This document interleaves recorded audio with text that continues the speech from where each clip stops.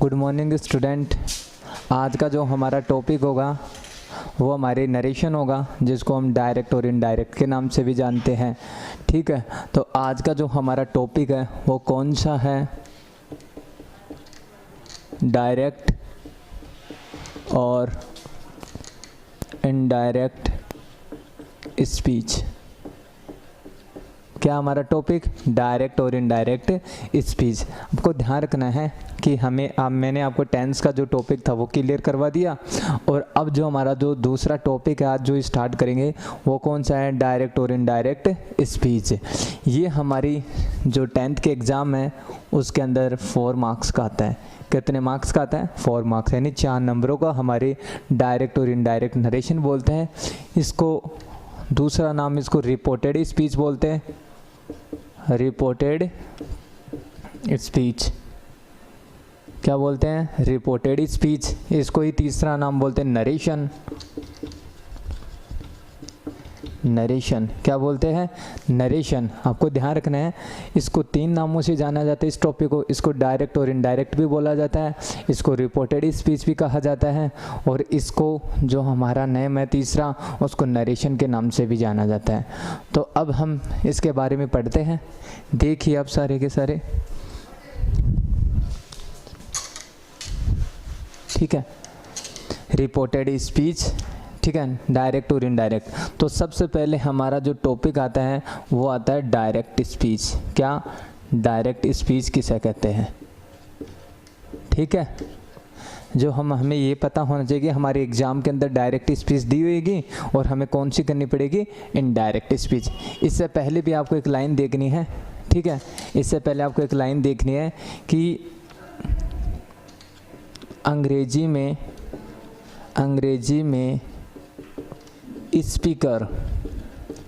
Speaker यानी वक्ता, यानी अंग्रेजी में या इंग्लिश में स्पीकर के द्वारा कही गई बात को हम दो प्रकार से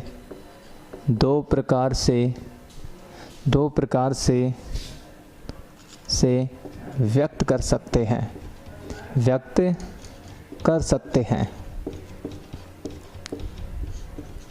इसको समझने की कोशिश कीजिए कि जो इंग्लिश में जो स्पीकर होता है, स्पीकर क्या होता है? बोलने वाला व्यक्ति। क्या होता है? बोलने वाला व्यक्ति।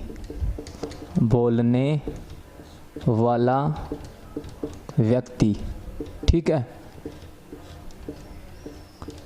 स्पीकर कौन है? बोलने वाला व्यक्ति, ठीक है। तो ध्यान रखना, अंग्रेजी में जो स्पीकर के द्वारा जो बात कही जाती है हम उसको 2 प्रकार से कह सकते हैं। यानी जब भी कोई व्यक्ति अपनी बात कहना चाहता है उसको वो 2 मेथड से कह सकता है। एक होता है डायरेक्ट और दूसरा होता है इनडायरेक्ट। तो आपको ध्यान रखना, पहली कौन सी है? Direct speech. कौन सी है? Direct speech. और दूसरी कौन सी है? Indirect speech. कौन सी है? Indirect speech. क्या होता है? Indirect speech. सुने, डायरेक्ट स्पीच को हम हिंदी में बोलते हैं प्रत्यक्ष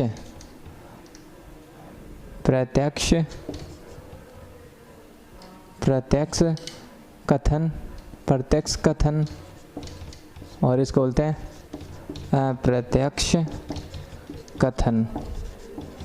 ध्यान रखना है कि जो स्पीकर होता है उसकी हम बात को हम 2 प्रकार से कह सकते हैं। एक तो होती है डायरेक्ट स्पीच जिसको बोलते हैं प्रत्यक्ष कथन, और दूसरा बोलते हैं इनडायरेक्ट स्पीच जिसको बोलते हैं अप्रत्यक्ष कथन। बात आती है कि डायरेक्ट स्पीच किसे कहते हैं और दूसरी आती है इनडायरेक्ट स्पीच किसे कहते हैं। तो इनके अर्थ के बारे में आप जानें, किसको क्या बोलते हैं। पहले हम बात करते हैं डायरेक्ट स्पीच की। डायरेक्ट स्पीच किसे कहते हैं? तो ध्यान से देखना कि स्पीकर के द्वारा कही गई बात को, स्पीकर के द्वारा कही गई बात को जैसा का जैसा यानी वैसा का वैसा वैसा का वैसा, वैसा का वैसा अर्थात, अर्थात उसी के शब्दों में कहा जाए। मेरी बात सुने, डायरेक्ट स्पीच किस होते हैं? स्पीकर के द्वारा कही गई बात को वैसा का वैसा कहा जाए अर्थात उसी के शब्दों में कहा जाए, उसे डायरेक्ट स्पीच कहते हैं। उसे क्या बोलते हैं? डायरेक्ट स्पीच कहते हैं। ये बात आपको ध्यान रखनी है कि नरेशन है जो वो दो प्रकार की होती है, यानी रिपोर्टेड स्पीच होती है या डायरेक्ट इनडायरेक्ट दो प्रकार की होती है। एक को तो डायरेक्ट स्पीच बोलते हैं और दूसरी को बोलते हैं इनडायरेक्ट स्पीच। तो ध्यान रखना, डायरेक्ट स्पीच किसे कहते हैं? कि स्पीकर के द्वारा कही गई बात को वैसा का वैसा कहा जाए, वो कौन से होते हैं? Direct speech. दूसरी इनडायरेक्ट स्पीच, कौन सी? Indirect speech. इनडायरेक्ट स्पीच कौन सी होती है? स्पीकर के द्वारा कही गई बात को अपने शब्दों में कहा जाए, उसे इनडायरेक्ट स्पीच कहते हैं। ध्यान से देखिए कि डायरेक्ट स्पीच किसे कहते हैं? वक्ता के द्वारा या स्पीकर के द्वारा कही गई बात को वैसा का वैसा कहा जाए, यानी हूबहू कहा जाए। जैसा मैंने कहा आपने वैसा ही बता दिया, वो तो कौन से होते हैं? Direct speech. यानी मेरे द्वारा जो बात कही जाती है अगर आप उसको वैसा का वैसा दूसरे व्यक्ति को बताते हो तो वो कौन से होते हैं? Direct speech. इनडायरेक्ट स्पीच कौन से होते हैं? स्पीकर के द्वारा कही गई बात को अपने शब्दों में कहा जाए, उससे क्या बोलते हैं? Indirect speech. सपोज दैट मैंने आपको कोई बात समझाई, ठीक है, वो किसी स्टूडेंट को समझ में नहीं आई, तो उसने अपने दोस्त से पूछा कि सरों ने क्या कहा था, तो वो स्टूडेंट अपने अकॉर्डिंग अपने दोस्त को बताता है, तो वो कौन सी होती है? Indirect speech. यानी किसी बच्चे को क्लास में कोई क्वेश्चन नहीं आता तो उसको समझ में नहीं आया तो वो टीचर से खड़ा होकर वो डायरेक्ट पूछ सकता है कि सर मुझे इस क्वेश्चन समझ में नहीं आया, मुझे आप दोबारा से बताओ। तो वो तो क्या होगा? डायरेक्ट है। मैंने कोई एक स्टूडेंट है जिसको क्वेश्चन समझ में नहीं आया तो उसने मुझे तो पूछा नहीं, फिर उसने अपने दोस्त से पूछा कि भाई मुझे ये क्वेश्चन बताइए, इसका आंसर क्या होगा। तो उसने डायरेक्ट मुझे ना पूछ के उसने अपने दोस्त को पूछा और उस दोस्त ने अपने अकॉर्डिंग अपने दोस्त को समझाया, तो वो कौन से होते हैं? Indirect speech. यानी ध्यान रखना है, अगर कही गई बात को वैसा का वैसा कहा जाए, जैसा मैंने कहा अगले वाले ने वैसा बता दिया, वो तो होते डायरेक्ट स्पीच। इनडायरेक्ट स्पीच मेरे द्वारा कहे गए शब्दों को अगर वो व्यक्ति अपने अकॉर्डिंग समझाता है तो वो कौन सी होती है? Indirect speech. तो आई होप आपको समझ में आ गई डायरेक्ट स्पीच कौन सी होती है?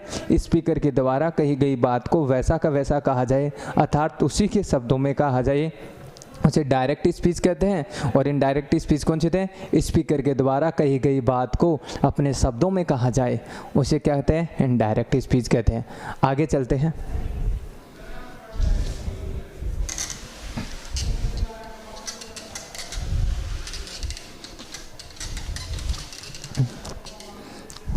आगे देखिए,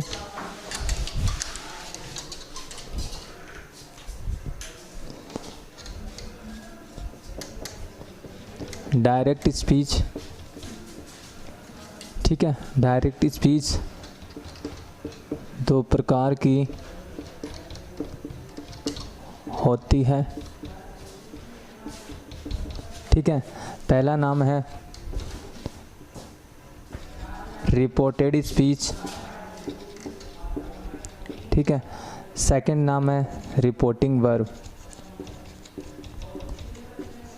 रिपोर्टिंग वर्ब।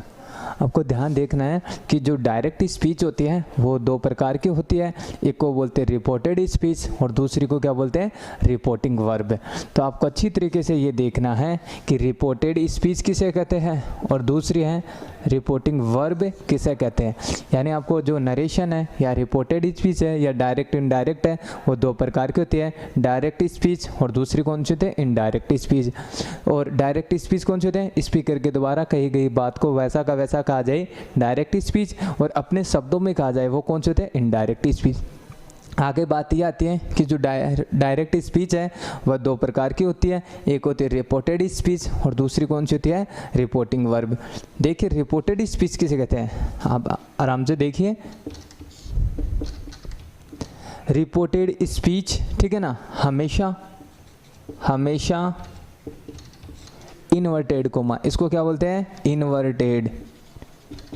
इन्वर्टेड कोमा, कि रिपोर्टेड स्पीच हमेशा इन्वर्टेड कोमा में बंद होती है। अब देखिए कि रिपोर्टेड स्पीच हमेशा इन्वर्टेड कोमा में बंद होती है, तो ये इन्वर्टेड कोमा आता है। और अब देखिए रिपोर्टिंग वर्ब हमेशा, ठीक है, रिपोर्टिंग वर्ब हमेशा इन्वर्टेड कोमा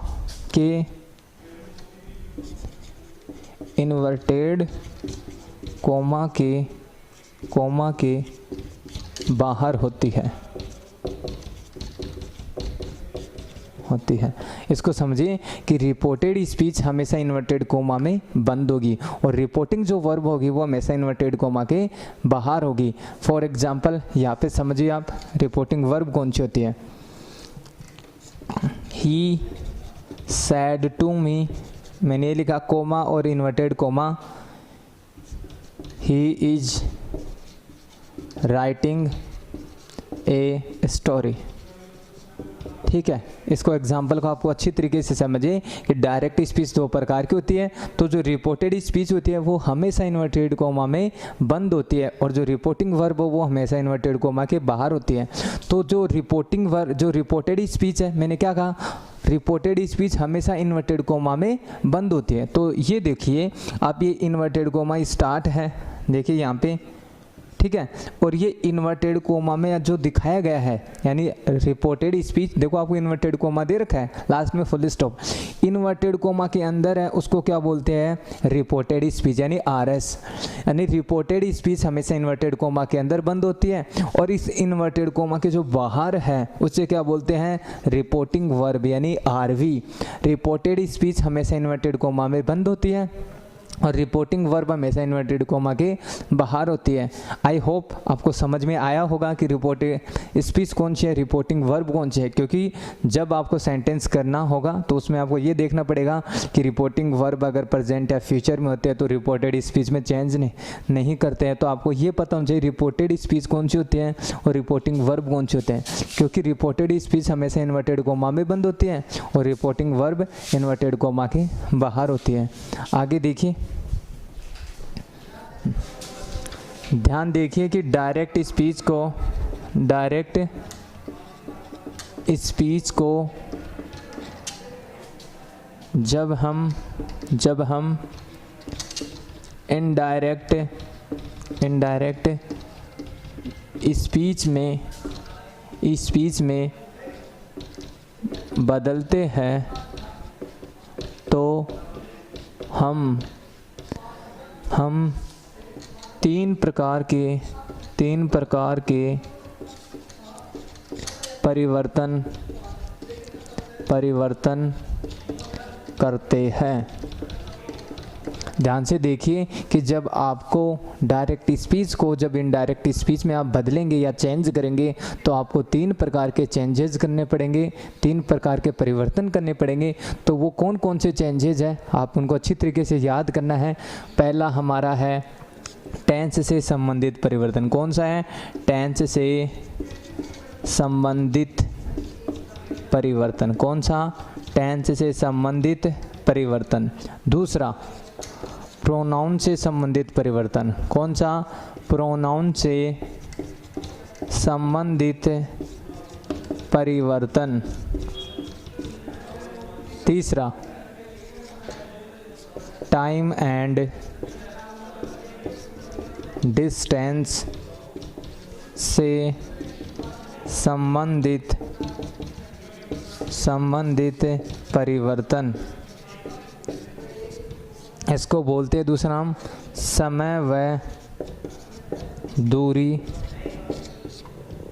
दूरी संबंधी परिवर्तन। आपको ध्यान से अच्छी तरीके से देखना है कि जब डायरेक्ट स्पीच को आप इनडायरेक्ट स्पीच में चेंज करोगे तो आपको 3 प्रकार के परिवर्तन करने पड़ेंगे। वो परिवर्तन कौन कौन से हैं? एक तो टेंस से संबंधित परिवर्तन, दूसरा प्रोनाउन से संबंधित परिवर्तन, और तीसरा है समय व दूरी संबंधी परिवर्तन, जिसको टाइम एंड डिस्टेंस के नाम से जाना जाता है। आपको ये देखना है कि आपके एग्जाम में आपको डायरेक्ट स्पीच दी होगी। क्या दी होगी? Direct speech. और आपको उसको किस में चेंज करना पड़ेगा? इनडायरेक्ट स्पीच में। किस में चेंज करना पड़ेगा? इनडायरेक्ट स्पीच में। तो आपके दिमाग में ये क्वेश्चन आना चाहिए कि जब हम डायरेक्ट को इनडायरेक्ट में चेंज करते हैं, तो हम 3 चेंजेस करते हैं। पहला कौन सा? टेंस से संबंधित, दूसरा प्रोनाउन से संबंधित, तीसरा टाइम एंड डिस्टेंस संबंधी परिवर्तन। जिस स्टूडेंट को ये तीनों चेंजेस अच्छी तरीके से याद है वो 101% वो डायरेक्ट स्पीच को, जो नरेशन है, डायरेक्ट इनडायरेक्ट स्पीच है, उनको वो डेफिनेटली सही कर पाएगा। तो उन बच्चों को मैं सभी से रिक्वेस्ट करता हूँ कि आपको जब तक टेंस से संबंधित, प्रोनाउन से संबंधित और टाइम एंड डिस्टेंस संबंधित ये परिवर्तन आपको याद नहीं होंगे तो आप डायरेक्ट स्पीच आएगी, जब आप उसको इनडायरेक्ट में चेंज करोगे तो आपके काफ़ी ज़्यादा प्रॉब्लम आएगी। तो इससे आप इनको अच्छी तरीके से याद करें। आज जो मैंने बताया है वो आपको नरेशन का बेसिक है कि जो नरेशन है, जो रिपोर्टेड स्पीच है या जो डायरेक्ट इनडायरेक्ट है, वो कितने प्रकार की होती है? वो 2 प्रकार की होती है, डायरेक्ट होती है, इनडायरेक्ट होती है। डायरेक्ट किसे कहते हैं? इनडायरेक्ट किसे कहते हैं? डायरेक्ट स्पीच कितने प्रकार की होती है? उसमें रिपोर्टेड स्पीच कौन सी होती है और रिपोर्टिंग वर्ब कौन सी होती है? जब डायरेक्ट को इनडायरेक्ट में चेंज किया जाता है तो कितने प्रकार के परिवर्तन करने पड़ते हैं? तो मैंने टेंसों का जो बेसिक है मैंने उसके बारे में आपको इन्फॉर्मेशन दी है। तो आप इनको अच्छी तरीके से समझिए, देखिए, एक नहीं 2 बार आप वीडियो को रिमाइंड कीजिए, जिससे आप अच्छी तरीके से सीखिए। क्योंकि टेंस और नरेशन ये आपके एग्जाम में बहुत मायने रखते हैं और आगे जितने भी कंपटीशन एग्जाम आएगी उसके अंदर ये टॉपिक हमेशा पूछे जाते हैं, चाहे वो आपकी 6 से लेकर 12th मान लो, आपके 1st ग्रेड, 2nd ग्रेड और जितनी भी कंपटीशन लेवल के एग्जाम है उनमें ये टॉपिक पूछे जाते हैं। धन्यवाद।